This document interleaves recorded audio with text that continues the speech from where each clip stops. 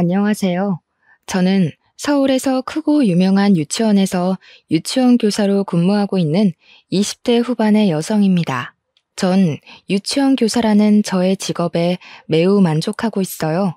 아이들은 재고 따지는 것을 몰라서 제가 일만큼의 관심을 제공하면 10만큼의 사랑을 듬뿍 줘요.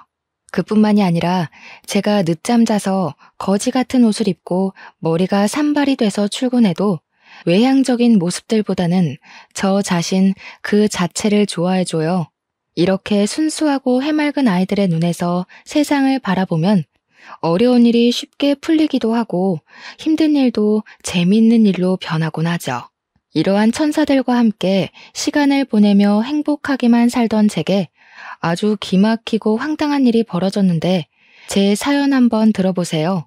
사실 저는 얼마 전까지만 해도 결혼을 앞둔 예비 신부였어요. 저의 예비 남편은 유아 체육 특강 강사였어요. 제가 근무하고 있는 유치원은 일주일에 한 번씩 외부에서 특강 강사가 와서 체육 특강을 해요. 우리 유치원은 체육 특강 시간이 되면 아이들도 선생님도 너무 좋아해요. 아이들은 매일 보던 선생님이 아닌 새로운 선생님과 마음껏 뛰어놀 수 있으니 좋고, 선생님들은 특강 선생님이 아이들과 신나는 시간을 보내주시니 수업에 대한 부담감이 줄어들어서 좋아요. 게다가 체육 특강은 여자들만 있는 유치원에 남자 선생님이 오시니 뭔가 기분 전환도 되고 약간은 설레는 그런 시간이에요. 예비 남편이 진행했던 체육 특강은 아이들의 신체를 더 많이 움직이게 하려고 미니 허들이나 뜀틀과 같은 큰 체육 교구를 펼쳐놓고 진행돼요. 그러다 보니 수업 준비와 마무리를 하는데 시간이 꽤 많이 필요하여 막내인 제가 강사가 오면 함께 수업 준비도 하고 뒷정리도 도와주고 했었어요. 사실 저는 보조 담임이라 제가 잠시 자리를 비워도 주 담임 선생님이 아이들을 봐주실 수 있기에 저는 아이들도 보면서 유치원의 잡다한 업무들을 담당하고 있었거든요. 하루는 언제나 그래왔듯이 체육 특강을 마치고 예비 남편과 저 둘이 강당에 펼쳐진 체육 교구들을 정리하고 있었어요. 한창 정리하는데 갑자기 예비 남편이 제게 다가오더니 명함을 주었어요. 이게 뭐냐고 하니 자기 명함인데 물어볼 것이 있으니 이 번호로 전화달라고 기다리겠다고 하더라고요. 무슨 일인가 싶어 그날 퇴근하며 바로 전화했더니 아주 중요한 이야기라며 만나서 얘기하자는 거예요. 그래서 집 근처 카페로 오라고 했어요. 카페에 가니 예비 남편도 주차하고 올라오고 있더라고요. 같이 카페로 들어가서 나란히 서서 주문을 하다가 힐끗 봤는데 평소처럼 운동복이 아닌 깔끔한 셔츠에 슬랙스 바지를 입고 나왔어요. 그런데 키도 크고 몸도 좋아 보이는 것이 사람이 달라 보이더라고요. 우리는 생과일 주스 2잔을 주문한 뒤 창가 자리로 앉았어요. 중요한 일이 무엇이냐고 물으니 우리 유치원 아이들 이야기만 주저리 하더라고요. 이야기를 들으며 이것이 중요한 이야기인가 싶더라고요. 이 사람 뭐지 하는 생각이 드는 순간 갑자기 이 아이들은 종일 저랑 같이 있어서 좋겠다는 거예요. 무슨 뜻이냐고 했더니 아이들과 순수하게 웃는 모습이 참 예쁘다며 애인이 없다면 한번 진지하게 만나보고 싶다는 거예요. 이 말 하고 싶어서 이 시간에 오라고 했다고 말하는데 목소리가 미세하게 떨리더라고요.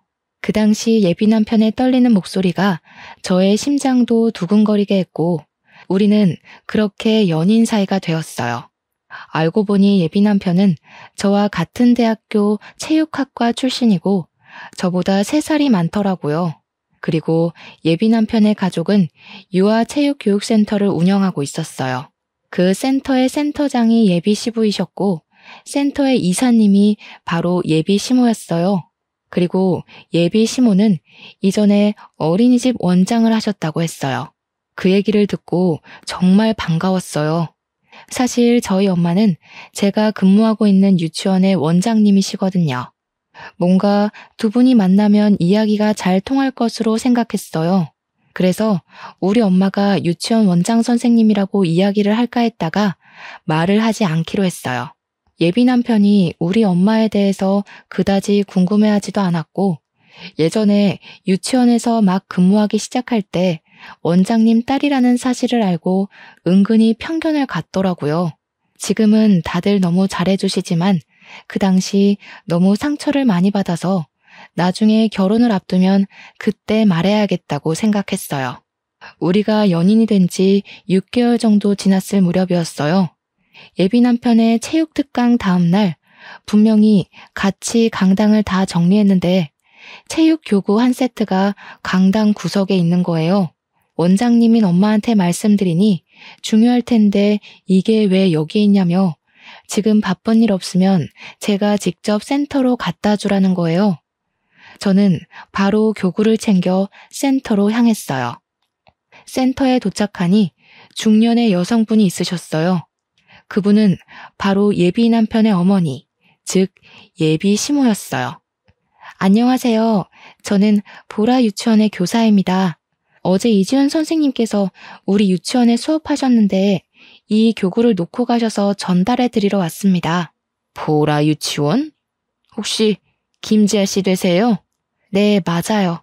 제 이름을 어떻게 아세요? 지훈이한테서 얘기 들었어요. 지금 사귀고 있는 것도 다 알아요.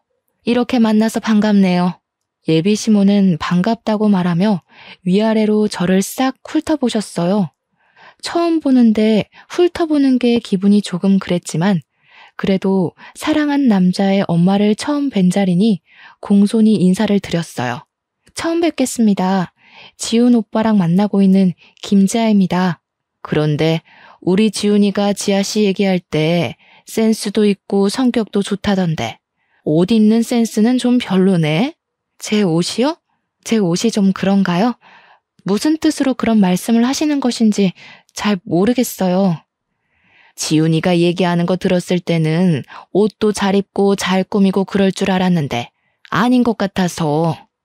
보육교사면 학부모도 만나고 해야 하는데 옷을 좀 잘 입어야 하지 않나? 사실 제가 아직 보조교사라서 학부모를 직접 만날 일이 거의 없어요. 그리고 아무래도 아이들과 몸으로 많이 놀다 보니 저도 모르게 예쁜 옷보다는 편한 옷을 입게 되더라고요. 하긴 애들이랑 놀려면 편한 옷이 좋긴 하지. 아무튼 이거 교구 직접 갖다 줘서 고마워요. 센터에서 인사하고 나오는데 처음 보는 자리에서 예비 시모가 제가 입은 옷에 대해 이러쿵저러쿵 얘기하는 것에 대해 기분이 썩 좋지 않더라고요. 이날 퇴근길에 예비 남편에게 전화를 걸어 오늘 예비 시모를 만난 이야기를 했어요. 나 오늘 오빠 회사에 가서 어머니 뵀어. 진짜? 우리 엄마 봤어? 어땠어? 솔직히 조금 그랬어. 내 옷이 별로라고 하시더라고. 뭐 사실 유치원 출근할 때 옷을 편하게 입긴 해.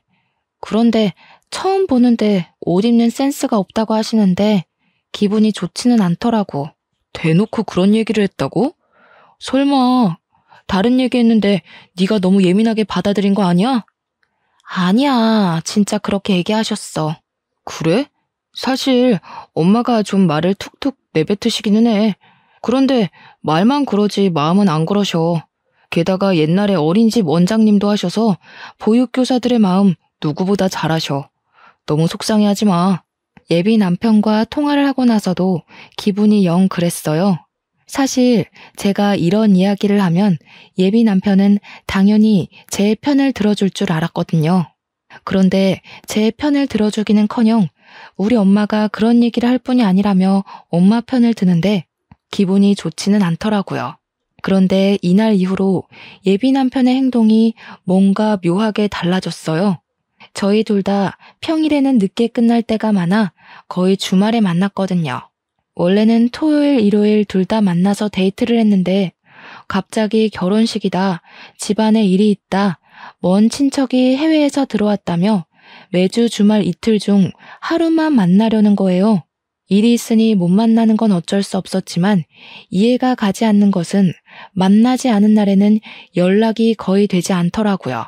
전화해도 받지 않았고 카톡을 하면 반나절이 지나서야 답장이 오더라고요. 왜 전화나 카톡을 못했느냐고 물으면 가족들과 같이 뭐 하고 있었다고 얼버무리는데 뭔가 좀 이상하고 섭섭하기도 했어요. 벌써 사랑이 식었나 하는 생각이 들기도 했죠. 그런데 또 막상 만나는 날에는 제가 사랑을 듬뿍 받는 여자라고 느껴질 만큼 잘해주기도 하고 함께 있는 시간이 너무 재밌었어요. 그러나 다음 주 주말이 되면 예비 남편은 이틀 중에 하루는 일이 생겨 만나지 못했고 그날은 또 연락이 끊겼었어요. 이렇게 매주 주말 이틀 동안 저의 감정은 냉탕과 온탕을 오가며 아슬아슬한 만남을 이어갔어요. 우리가 만난 지 어느덧 1년 정도가 지나고 대학교 동기이자 가장 친한 친구인 지연이라는 친구가 연락이 왔어요. 결혼식 날짜를 잡았다고 청첩장을 주겠다며 주말에 만나자고요. 저는 당연히 알겠다고 하고 약속한 주말이 되어 오랜만에 지연이를 만났어요. 일상 이야기를 한창 하다가 지연이가 제게 만나는 사람이 없냐고 물어보더라고요. 저는 유아체육특강 강사이고 우리보다 3살 위인 같은 대학교 선배라고 하며 예비 남편과 찍은 사진을 보여줬어요. 그런데 사진을 보던 지연이가 고개를 갸우뚱하는 것이 아니겠어요? 이상하다. 이 사람 어디서 본 것 같은데. 어디서 봤더라. 서울에서 유명한 체육특강 센터의 강사니까 유치원이나 어린이집에서 특강 강사로 봤을 수도 있지. 나는 유치원 행정실에 있어서 특강 선생님들 만날 일이 없는데. 근데 분명히 어디서 봤는데. 아! 예진이 남자친구. 엥? 최예진? 예진이 남자친구라고? 무슨 말도 안 되는 소리야. 사진 잘 봐봐. 사실 저와 지연이 예진이는 대학교 때 삼총사라고 불릴 만큼 꼭 붙어 다녔어요. 그렇게 졸업 후 저와 지연이는 서울의 유치원으로 취업을 하고 예진이는 경기도의 유치원으로 취업을 하면서 만나기 어려워지더니 요새는 연락을 거의 안 했던 친구예요. 아니야, 확실해. 얼마 전에 지나가는데 저기서 예진이가 누군가와 팔짱 끼고 걸어오더라고. 반가워서 나도 인사를 했지. 그런데 예진이가 분명히 내 남자친구라고 소개했어. 정말이야? 응. 숫기도 없고 말도 없던 예진이가 거리에서 남자 팔짱을 끼고 걸어오니까 반갑기도 하고 신기하기도 해서 그 남자 얼굴 엄청 유심히 봤단 말이야. 확실히 이 얼굴이야. 너 한번 확인해봐. 지연아, 진짜 미안한데 나 지금 가서 확인해봐야 할 것 같아. 너 결혼 축하해주러 왔는데 정말 미안해. 야, 지금 그게 문제야? 어서 가봐. 이해해줘서 고맙고 미안해. 결혼 준비 잘하고 결혼식 때 보자. 저는 지연이와 헤어진 후 바로 예비 남편에게 전화를 걸었어요. 전화하니 역시나 안 받더라고요. 그러나 오늘은 반드시 통화해야겠다는 생각에 받을 때까지 전화를 걸었어요. 13통째 전화를 하자 드디어 받더라고요. 지금 당장 급하게 할 말 있다고 만나자고 했더니 지금 친구 병문안 와 있어서 못 간다고 하더라고요. 그럼 올 때까지 예비 남편 집 근처 카페에서 기다리겠다고 하고 끊었어요. 카페에 가서 예진이의 SNS를 뒤져서 예진이의 사진을 찾아봤어요. 예진이가 워낙에 사진을 찍기 싫어해서 그런지 예진이 본인의 사진은 없더라고요. 그래도 사실 확인을 위해서는 예진이의 사진이 필요하다는 생각이 들어 동기들의 SNS를 뒤져서 대학교 졸업여행 때 찍은 단체 사진을 발견했어요. 다행히 거기에 예진이 얼굴이 선명히 찍혀 있더라고요. 그렇게 카페에서 한 1시간 정도 기다렸나 봐요. 카페 문이 열리더니 예비 남편이 화가 난 표정으로 오더라고요. 무슨 급한 일인데 이렇게 불러내. 퉁명스럽게 말하는 예비 남편에게 저는 예진이의 얼굴만 크게 확대해서 보여줬어요. 예비 남편은 매우 당황하는 표정을 짓더라고요. 오빠, 얘 알아? 얘? 얘가 누군데? 나 몰라. 예비 남편은 말로는 모른다고 했지만 불안해하는 표정을 보니 아는 것 같았어요. 정말 모른다고? 내가 예진이를 어떻게 알아? 예진이? 난 얘 이름 말한 적 없는데. 아는 사람인가 보네? 예비 남편은 너무 당황한 나머지 제가 말하지도 않은 예진이의 이름을 말하더라고요. 예비 남편은 뭔가 아차 싶었는지 아무 말도 못하고 고개만 푹 숙이고 있었어요. 나 오늘 대학교 친구를 봤는데 내가 만나는 사람 있다고 오빠 사진을 보여줬어. 그런데 친구가 하는 말이 예진이가 오빠랑 팔짱을 끼고 가는 것을 봤다는 거야. 이거 어떻게 된 거야? 그러니까 어떻게 예진이를 알고 왜 팔짱을 끼고 다녔는지 우물쭈물하지 말고 솔직히 말해봐. 사실 예진이가 소망유치원 선생님이잖아. 그 소망유치원은 우리 엄마의 지인이 원장님으로 계시는 곳이거든. 예진이가 근무하는 유치원도 알아? 참나. 일단 들어봐. 소망유치원 원장님이 우리 엄마한테 전화해서 자기 원에 너무 좋은 보육교사 있다고 한번 만나보라고 하시더라고. 우리 엄마는 또 그 말에 거절 못하고 한번 나가보라고 해서 몇 번 밥만 먹었어. 뭐? 그럼 어머니한테 지금 나랑 만나고 있으니 안 나가겠다고 말씀드리면 되잖아. 얘기했지. 근데 엄마는 그래도 지인이 생각해서 소개해준다는데 안 나가면 예의가 아니라며 지아랑 결혼한 것도 아니고 한번 나가서 밥만 먹고 오라고 그러더라고. 엄마의 체면도 있고 해서 쉽게 거절할 수가 없었어. 그래? 그럼 100번 양보해서 예진이랑 처음에는 그렇게 밥 먹었다고 쳐. 그럼 식사 자리에서 예진이한테 만나고 있는 사람 있는데 이러한 상황이라서 어쩔 수 없이 나왔다고 얘기하고 그 뒤로 안 만났으면 되잖아. 왜 굳이 팔짱까지 낀 거야? 처음엔 밥만 먹고 헤어졌지. 그런데 자꾸 만나자고 연락이 오더라고. 그런데 매몰차게 못 만나겠다고 할 수 없었던 게 소망유치원 원장님이 경기도권 유치원에 우리 회사 체육특강을 많이 소개해 주셨거든. 그래서 요즘에 경기도권 유치원에서 특강을 해달라고 많이 오고 한단 말이야. 이런 상황에서 거절하면 우리 회사도 조금 곤란해질 것 같아서 그래서 예진이랑 더 만나고 팔짱까지 끼고 걸어 다니셨겠다? 팔짱은 걔가 일방적으로 낀 거야. 나는 마음에도 없었다고. 기가 막혀서 정말 말이 다 안 나온다.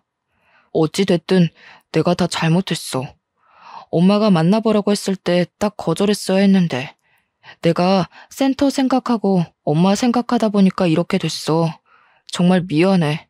솔직히 예비 남편의 말이 다 변명처럼 들렸어요. 이쯤에서 그냥 헤어질까 생각도 했지만 또 막상 헤어질 생각을 하니 너무 슬프더라고요. 예비 남편이 좋아서 만난 것도 아니고 엄마와 센터를 생각해서 어쩔 수 없이 만났다니 이번 한 번은 눈 감아주기로 했어요. 아주 사랑에 눈이 멀었던 것이죠. 상황 들어보니까 오빠도 어쩔 수 없었겠네. 이번에는 그냥 넘어갈게. 그런데 앞으로는 예진이 절대 만나지 마. 예진이한테도 상황 잘 얘기하고 정리해. 알겠어? 알겠어. 예진이한테 바로 얘기하고 상황 정리할게. 정말 미안해. 그날 후로 예비 남편은 제게 많이 미안했는지 저에게 정말 잘해줬어요. 막말로 제가 죽으라고 하면 죽는 신용까지 할 기세였어요. 그렇게 한 달 정도 지나니 예진이와 예비 남편이 잠시 만났다는 사실이 자연스레 용서되더라고요. 뭐 서로 좋아서 만난 것도 아니고 상황이 어쩔 수 없었던 것이잖아요. 이제 그 일도 잊고 행복하게 만남을 유지하던 어느 날이었어요. 지아야, 이젠 토요일마다 우리 만나지 못할 것 같아. 왜?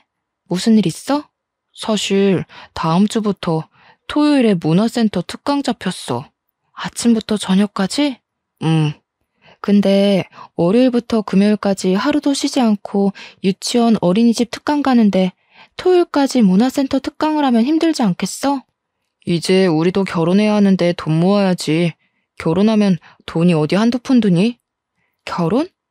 그럼 이제 우리도 나이가 있는데 언제까지 이렇게 연애만 해. 우리도 이제 가정을 이뤄야지. 알겠어. 아쉽지만 어쩔 수 없지 뭐. 나도 돈 착실히 모아두고 있을게. 오빠, 너무 무리하지 마. 알았어. 걱정하지 마. 그리고 우리 엄마가 너 보고 싶다는데 혹시 내일 시간 돼? 내일? 이렇게 갑자기? 그냥 아들이 만나는 사람이 어떤지 궁금해서 그러는 거니까 너무 어렵게 생각하지 마. 너무 갑작스러운 제안이었지만 그래도 이제 결혼도 생각해야 하고 예비 남편의 가족들이 궁금하기도 해서 다음날 바로 예비 남편의 집에 가기로 했어요. 어서 와요. 지훈이한테 이야기 많이 들었어요. 예쁘게 봐주셔서 감사합니다. 과일 좀 사왔어요. 집에 과일도 많은데 어쨌든 사왔으니 잘 먹을게요. 고마워요. 예비 시부는 어서 오며 반갑게 맞이해 주셨지만 예비 시모는 뭔가 불만이 가득한 표정으로 저를 바라보셨어요. 편하게 먹으라고는 하지만 전혀 편하지 않았던 식사가 마치고 제가 사온 과일과 커피를 마시는데 예비 시모가 계속 저를 위아래로 훑어보시더라고요. 지아씨 부모님은 뭐 하세요? 저희 아버지는 중소기업에 다니시고 저희 엄마는 보라 유치원 원장님이시라고 말하려는데 예비 시모가 말을 가로막았어요. 중소기업? 중소기업이면 돈 얼마 못 버시겠네? 그래도 생활에 부족하지는 않게 월급 많이 받으세요. 그래봤자 중소기업 월급이 거기서 거기지 뭐. 그래서 그런가 지아 씨는 예전에 센터에서 처음 봤을 때도 옷이 좀 그러더니 오늘도 그러네. 난 그래도 예비시댁에 처음 인사 오는 자리인데 백화점 명품 옷은 아니더라도 좀 좋은 옷 입고 올 줄 알았는데. 사실 제가 패션에 별로 크게 관심이 없어요. 그래서 꾸밀 줄도 잘 모르고요. 그래도 여자인데 좀 꾸미고 다녀야지. 안 그래? 그러다가 나중에 남편이 바람나면 어쩌려고. 엄마, 난 그래도 지아 자체가 좋아서 바람 안 펴. 지아가 결혼해서 주름살이 자글자글해져도 주름살마저 사랑할 거야. 지금이야 한창 뜨거울 때니까 그러고. 젊은 애가 시댁이 될지도 모르는 집에 처음 오는데 집에 있던 옷을 입고 온다는 게 말이 되니? 없어 보이게. 사실 오늘 이 자리가 편한 자리는 아니잖아요. 그래서 안 그래도 불편한데 괜히 새 옷 사서 입고 더 불편하게 경직돼서 있는 것보다는 집에 있는 가장 편하고 깔끔한 옷을 입고 오는 게 더 좋아 보일 것 같아서 이렇게 입은 거예요. 그래, 일단 알았다. 근데 그래도 아버지가 중소기업에 다니시는 게 조금 걸리네. 노후 준비는 제대로 되셨는지 몰라. 사실 저희 아빠 중소기업이기는 하지만 그 기업의 초창기 멤버예요. 사장님께서 저희 아버지를 절대적으로 믿고 신뢰하고 계시죠. 사장님은 저의 돌잔치 때도 오셔서 함께 사진 찍으시고 얼마 전에도 우리 집에 오셔서 같이 식사하시고 잠도 주무시고 가실 정도로 매우 친해요. 그래서인지 월급도 항상 두둑히 챙겨주셔서 지금은 어지간한 대기업 이사만큼 월급을 받으세요. 저희 엄마가 운영하는 유치원은 정원이 300명이나 되고 이 동네에서 가장 크고 유명해요. 투명하고 정직한 운영으로 입소문이 자자해서 아기가 태어날 때부터 대기를 걸어놔야지 4살 때 겨우 입학할 수 있을 정도예요. 그러니 저희 엄마 역시 어지간한 중소기업 사장님만큼의 돈을 벌고 계세요. 첫 만남에 이런 이야기 주저리 하기 그래서 간단하게 얘기한 것뿐인데 중소기업이라는 말만 듣고 우리 집은 경제적으로 많이 부족한 것처럼 말씀하시니 기분이 좋지 않더라고요. 솔직히 가정 형편도 그렇고 너 옷 입는 것도 그렇고 완전히 내 마음에 쏙 들지는 않지만 우리 아들이 널 너무 좋아하고 없으면 못 살겠다니까 결혼은 허락하마. 그런데 우리 집 뭐하는 집인 줄은 알지? 네. 이 동네에서 유명한 유아체육특강 전문센터로 알고 있어요. 그래. 우리 집 엄청 오래되고 유명하지. 또 우리 친척들도 아주 잘 나간단다. 친척들 대부분이 의사, 변호사, 교사, 흔히 말하는 사자 들어가는 직업이야. 아, 잠깐만. 예비 시모는 이렇게 말하고는 안방으로 들어가셨어요. 저는 예비 시모가 왜 이런 이야기를 이렇게 하시나 의아했어요. 잠시 뒤 예비 시모는 종이 한 장을 들고 나오셨어요.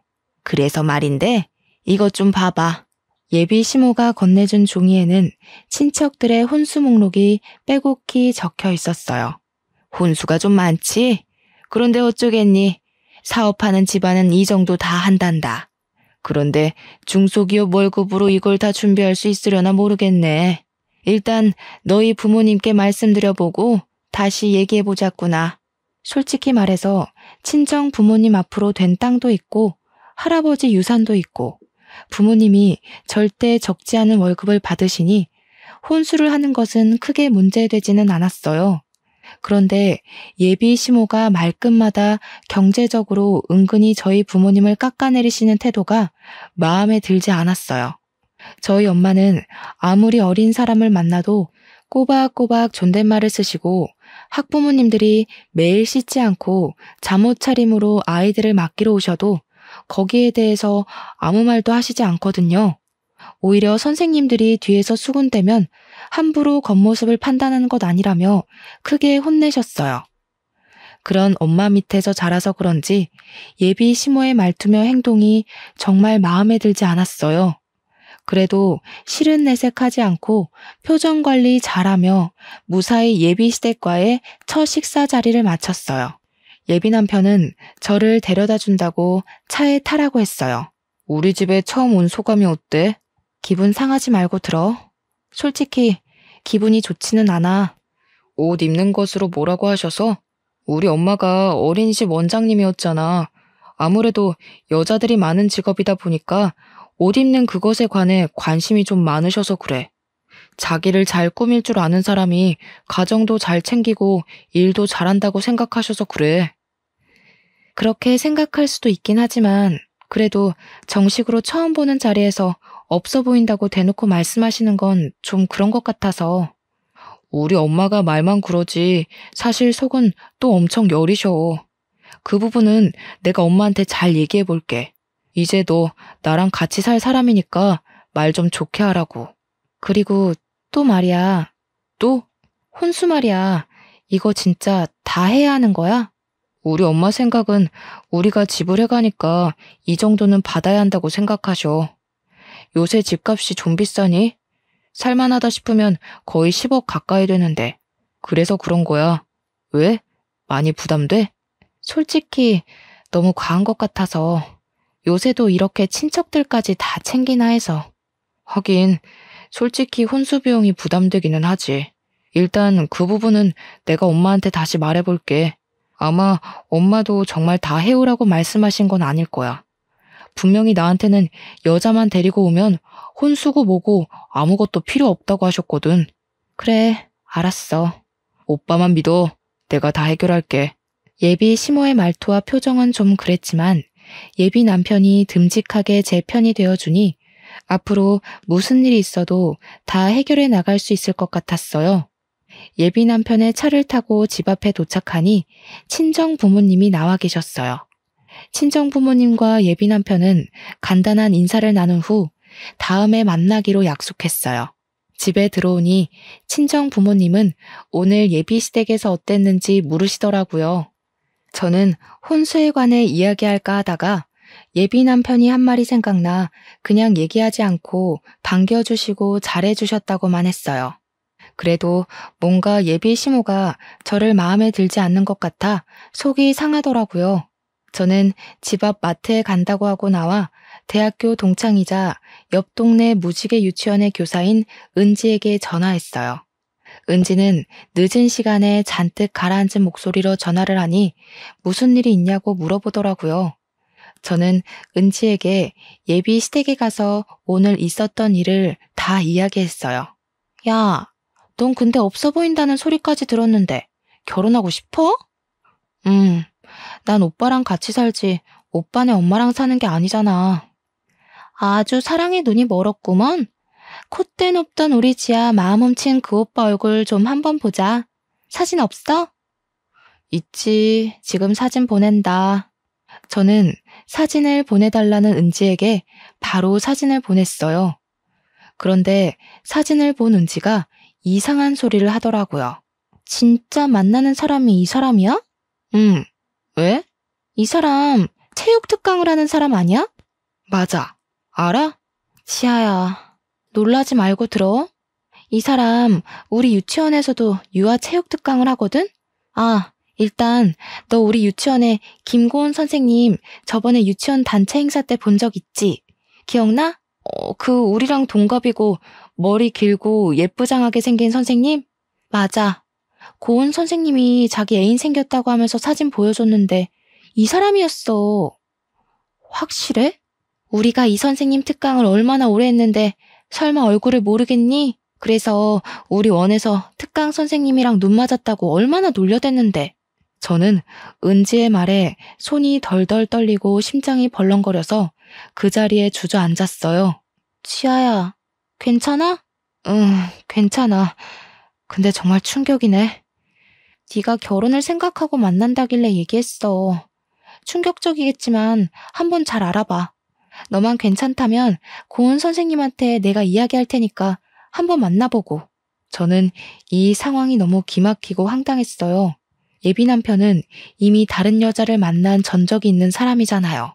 그때는 분명히 엄마의 체면과 센터를 생각해서 어쩔 수 없이 만났다고는 했지만 정말 그런 것인지 아니면 본인이 원해서 만난 것인지 하는 의심이 생기더라고요.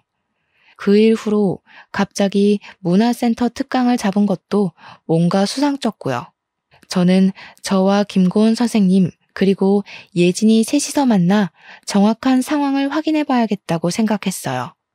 은지에게 다시 전화를 걸어 김고은 선생님 전화번호를 알아낸 후 다음날 셋이 카페에서 보기로 약속을 잡았어요. 제가 먼저 이지훈이라는 유아체육 강사를 아느냐고 물어봤어요.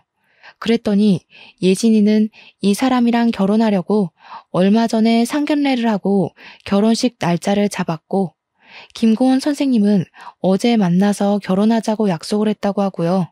그 이야기를 듣고 저는 어제 지훈이 오빠 집에 다녀오고 상견례 날짜를 잡았다고 하니 예진이와 김고은 선생님이 깜짝 놀라더라고요. 예진아, 혹시 너한테도 그 엄마라는 사람이 혼수 목록 쫙 뽑아서 줬어? 그거 해야 한다길래 알겠다고 했지. 좀 과하긴 하더라고. 설마 우리 중에 혼수 다 해오는 집이랑 결혼시키려고 그러는 건가? 참네. 과한 혼수 목록 뽑아놓고 이거 다 해줄 수 있는 집이랑 결혼하려고 그러는 건가? 아들 결혼시키면서 한몫 단단히 챙기려고? 진짜 이거 쓰레기 집안이네. 가만둘 수 없어. 지금 전화해서 따질까? 우리 셋은 그 집안 사람들에게 놀아났다는 생각에 너무 화가 났어요. 상견례까지 하고 결혼 날짜까지 잡았다는 것은 우리뿐만 아니라 우리 가족까지 가지고 논 것이잖아요. 정말 화가 너무 나서 일방적으로 그냥 헤어지자고 하기엔 뭔가 속이 후련하지가 않았어요. 정말 깜짝 놀랄 복수를 하고 싶었죠.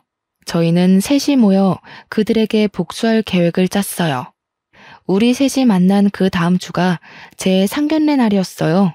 제가 상견례를 위해 예약한 식당은 룸이 있는 한 식당이었거든요. 원래는 단독 룸으로 예약했는데 가운데에 미닫이 문이 있는 장소로 예약을 변경했어요.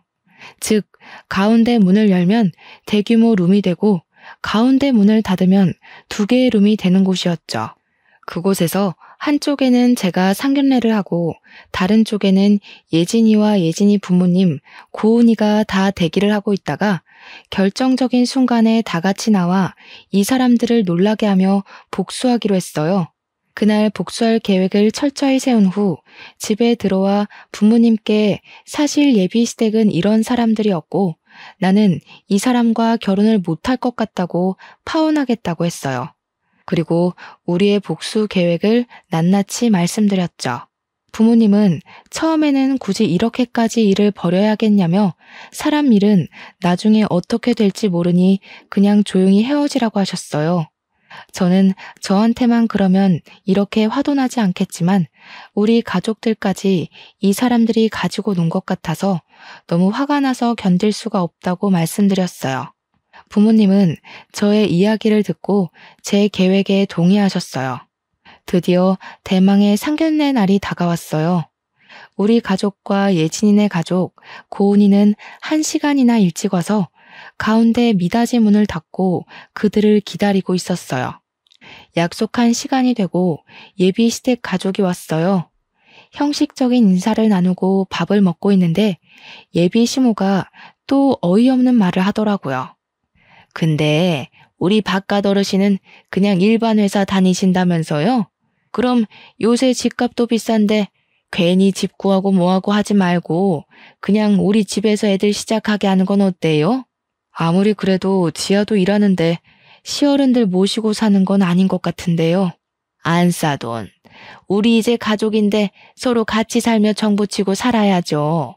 저희야 시집 구하는 거 어렵지는 않지만 그 집안의 가전제품이나 가구들 다 드리려면 사돈도 부담스럽지 않겠어요? 저희한테 혼수도 준비하셔야 하는데. 혼수요? 지아에게 혼수 얘기 못 들으셨어요? 예. 너 엄마한테 얘기 안 했니? 예비 시모는 왜 모르냐는 표정을 지으며 이전에 제게 보여준 친척들의 혼수 목록을 저희 부모님께 보여드렸어요. 저희 친척들이 다들 사자 직업을 가졌거든요. 의사도 있고 변호사도 있고 뭐 그래요. 그래서인지 다들 결혼할 때마다 아주 혼수가 빵빵해요. 저도 많이 받았고요. 그래서 이 정도는 기본으로 하셔야 해요. 사돈, 그래도 이것은 너무 과한 거 아닌가요? 어머, 우리 바깥 사돈 모르는 소리 하시네.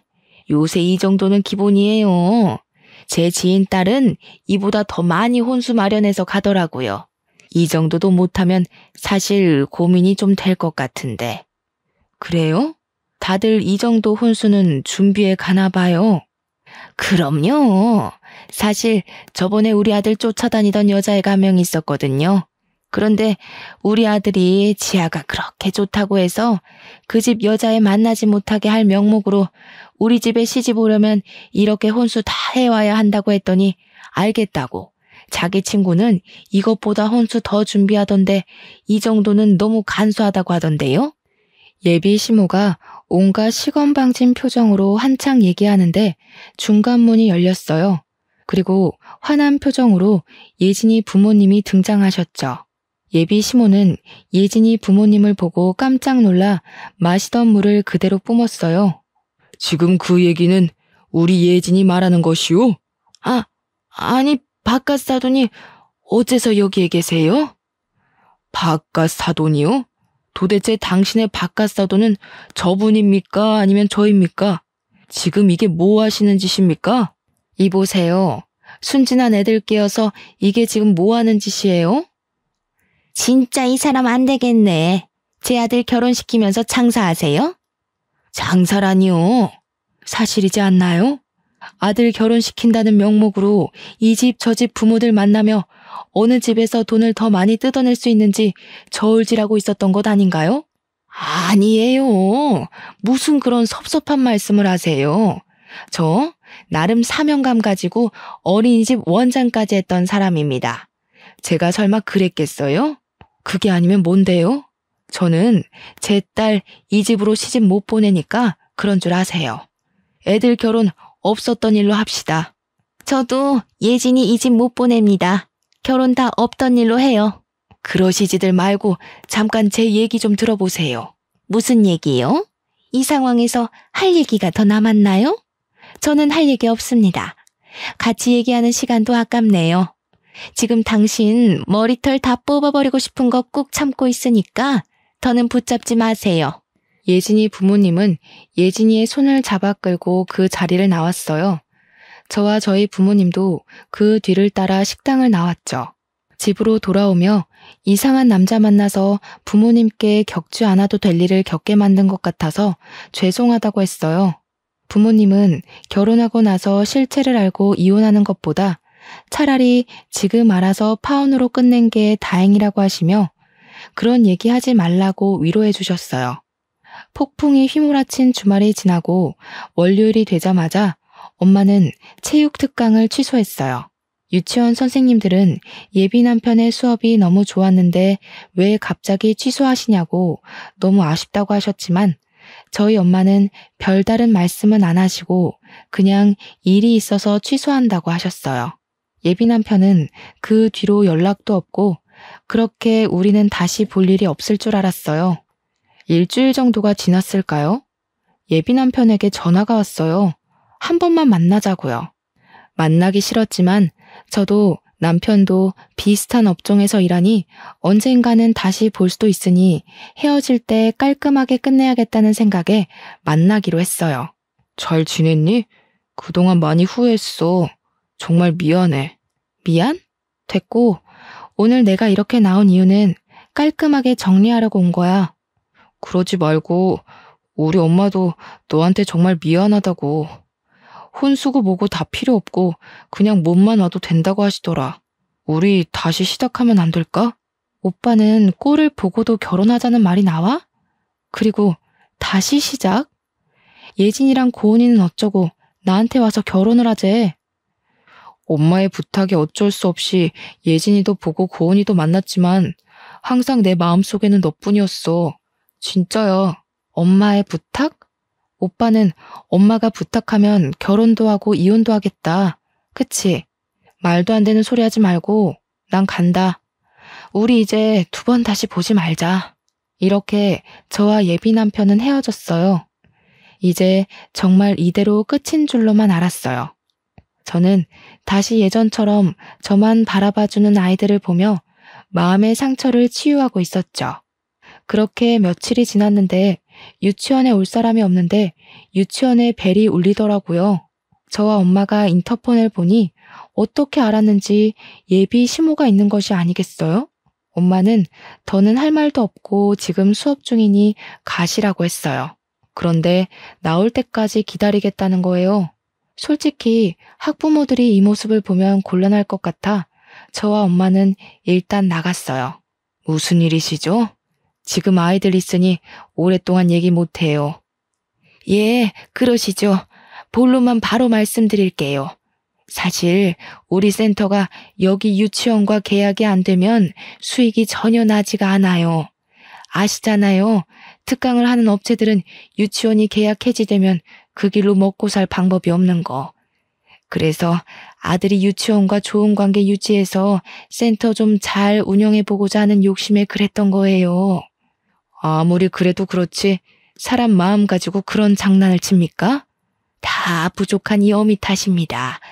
부디 노여움 푸시고 다 제 탓하시고 우리 아들과 지아 결혼시키면 안 될까요? 사실 저는 지아가 얘기 안 해서 우리 안사돈이 이렇게 좋은 유치원 원장님이신지도 몰랐네요. 정말 죄송해요, 안사돈. 안사돈이요? 정말 염치도 없고 경우도 없으시네요. 이게 사과로 어디 끝날 일인가요? 예비 시모는 완강하게 반대하는 엄마 앞에서 갑자기 무릎을 꿇었어요. 아니, 이게 지금 뭐 하시는 거예요? 당장 일어나세요. 안사돈, 아니, 원장님. 제가 이렇게 무릎 꿇고 싹싹 빌게요. 제가 다 잘못했어요. 제 탓입니다. 순전히 제 욕심에 여기 있는 김지아 선생님, 최혜진 선생님, 김고은 선생님께 죽을 죄를 지었네요. 죄송합니다. 이보세요. 사람들 다 보는데 일어나세요. 그리고 정말 죄송하면 이렇게 사과할 것이 아니라 평생 제 눈에서 보이지 않는 것이에요. 저는 이렇게라도 보고 싶지 않아요. 그땐 제가 잠시 미쳤었나 봅니다. 사실 제 아들의 바람길을 알고 3명의 유치원 선생님을 만난다고 했을 때 처음에는 반대했어요.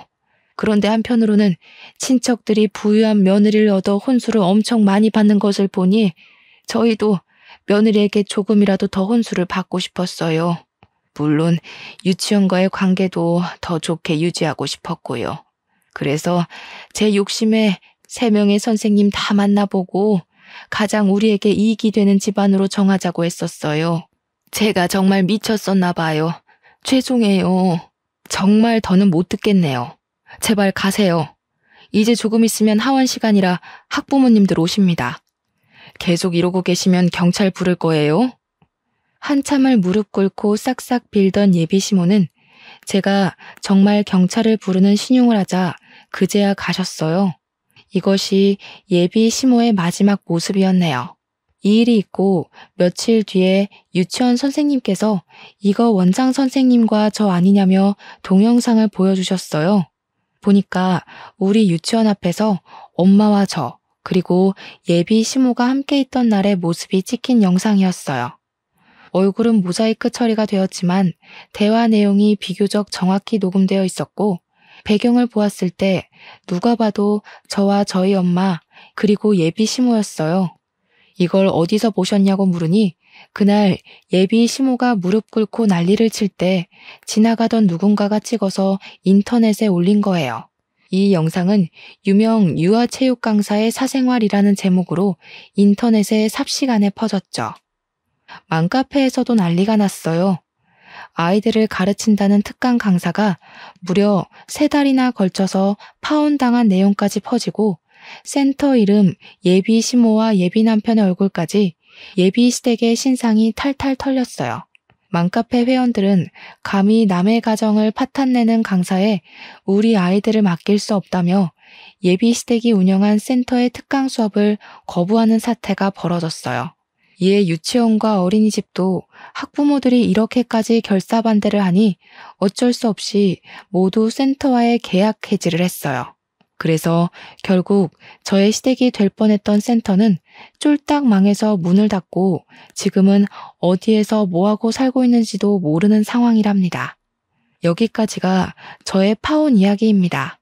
이번 일을 겪으면서 겉모습으로 사람을 섣불리 판단하지 않고 모든 사람을 존중하며 사셨던 훌륭하신 부모님께 평생에 잊지 못할 상처를 드린 것 같아 너무 죄송스러울 따름이에요. 부모님께 이런 말을 하면 결혼 전에 미리 한 것이 다행이니 그런 말 하지 말라고 하시는데 그래도 여전히 큰 불효를 저지른 것 같아 죄송하네요. 저는 이제 유치원에서만큼은 저를 엄마로 생각하고 제가 어떤 옷을 입고 못생긴 표정을 지어도 저를 보며 활짝 웃어주는 순수한 보라 유치원 아이들만 바라보고 살려고요. 물론 이러다 정말 운명의 상대가 제 앞에 나타나서 결혼을 생각할지도 모르겠어요. 그러나 또다시 그런 기회가 온다 해도 지금처럼 사랑에 눈이 멀어 부모님의 가슴에 못을 박는 일은 절대 하지 않을 거라 다짐을 해봅니다. 마지막으로 항상 제 편이 되어주시고 누가 봐도 정직한 삶을 살아오신 우리 부모님 너무 사랑합니다. 그리고 언제나 나를 웃게 하는 보라 유치원 아기들아, 너희들은 내 삶의 활력소란다. 사랑해. 지금까지 저의 사연 들어주셔서 감사합니다.